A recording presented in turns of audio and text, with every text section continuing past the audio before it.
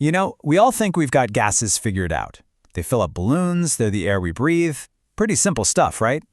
Well, today we're going to dive into what happens when those simple rules you learned in school crash head-on into the messy, complicated, and frankly, way more interesting real world. Okay, so you've definitely seen this equation before. PV equals nRT, the ideal gas law. It's kind of the rock star of high school chemistry, right? It's so clean, so simple. It basically promises that if you know a gas's pressure, volume, and temperature, you know everything you need to. It describes this perfect little world where all gases behave exactly as you'd expect. But what if that perfection is just a myth? And that's the million-dollar question, isn't it? What happens when we push these gases to their limits? When the conditions get really extreme and the real world stops playing nice? That's when our perfect little model starts to show some serious cracks. Look, every great scientific model has its limits, and by pushing the ideal gas law right to its breaking point, we're not proving it wrong. We're actually uncovering a much deeper truth about how the universe really works. Now, let's be fair. For most day-to-day stuff, like figuring out the pressure in your car tires on a Tuesday, the ideal gas law works great. It's a fantastic approximation. But it was built for a world of pretty gentle conditions. The moment you start cranking up the pressure or dropping the temperature way, way down, the model doesn't just get a little bit off, it falls apart completely. So here are the two big scenarios where things go wrong.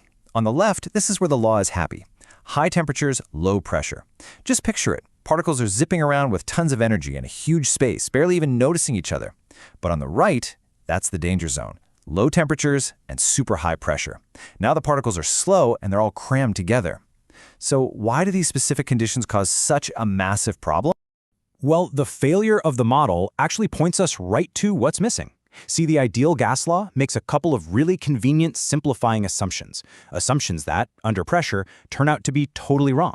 So it's time to meet the real gases. The behavior of a real gas is all about two key facts that our ideal model just kind of pretends don't exist. It's time to separate the myth from the reality. The whole ideal myth is built on two big, shaky pillars. First, it assumes that gas particles are just these tiny points in space that take up zero room. And second, it assumes they fly right past each other with zero interaction. But the reality? Well, particles are real things. They have real volume. And they actually do feel a little sticky. There's a slight attraction between them. Let's break down that first problem, the volume thing. The ideal model treats gas particles like they're ghosts. They're there, but they have no physical size. In reality, they're much more like tiny little marbles. Now, if you have a handful of marbles in a giant warehouse, the space they take up is basically nothing. But what if you squeeze that warehouse down to the size of a small jar? Suddenly, the volume of the marbles themselves becomes a huge deal. You have way less empty space to work with than you thought.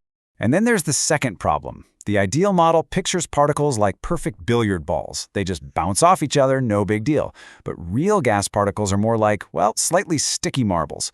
When they get close to each other, and especially when they slow down, these weak, attractive forces, we call them intermolecular forces, start to pull them together. It's like they have these tiny, temporary little magnets on them. This stickiness means they don't hit the walls of their container quite as hard, which means the pressure you measure is actually a little bit lower than what the ideal model would predict. So what do scientists do when a beautiful, simple law turns out to have some major flaws? They don't just throw it in the trash. No way. They build a better one. They upgrade it to match reality. So instead of starting completely from scratch, scientists took the beautiful framework of PV equals nRT and just added some patches. They added correction factors.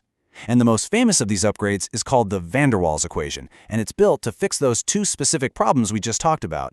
And the fix is actually pretty brilliant. You start with the original law. Then for the volume fix, you subtract a little bit from the V. That little bit you subtract accounts for the actual space the gas particles themselves take up. It's like saying, hey, the available space isn't the whole container, it's the container minus the volume of the marbles. Then, for the pressure fix, you add a little something to the P term. This extra bit accounts for that stickiness, adding back the pressure that was lost because the particles were attracting each other. It's this elegant patch that turns a simple rule of thumb into a seriously powerful tool.